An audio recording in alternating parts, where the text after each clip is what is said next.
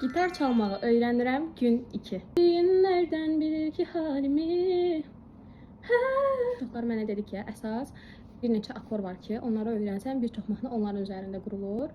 Bugün isə mən o akorları öyrənəcəm. Əslində 3 akor, 3 əsas akor dedilər. A, M, Y, M və D, M. Bir dənə Y və C-ni də dedilər öyrənə bilərsən. Mən 5 dənə akor öyrənməyə çalışacağam. 1 saatlıq vaxt içərisində nə qədər öyrənə bilsəm öyrənəcəm. Gitar çalıb mahnı oxuyacağım günləri səbirsizliklə gözləyirəm.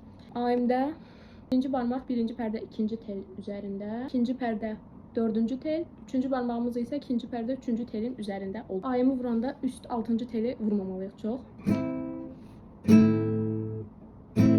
A-M. İndi səsi kontrol edək.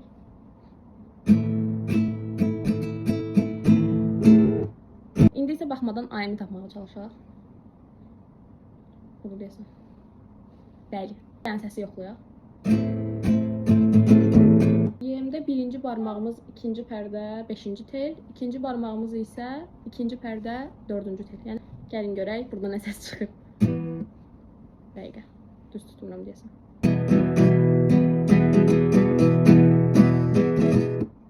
Cızırtı var, Cızırtı nədəndir sizcə? Nə isə səhv basıram yoxsa?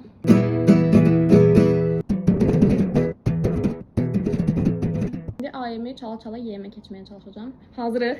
Mən hazır deyil.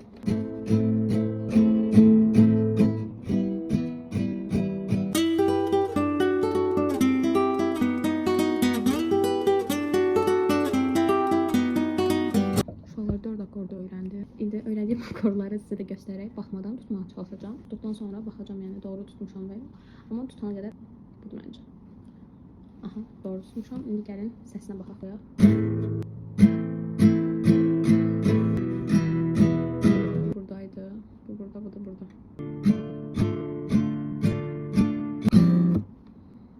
Parmaklarımı ağrıdığı üçün.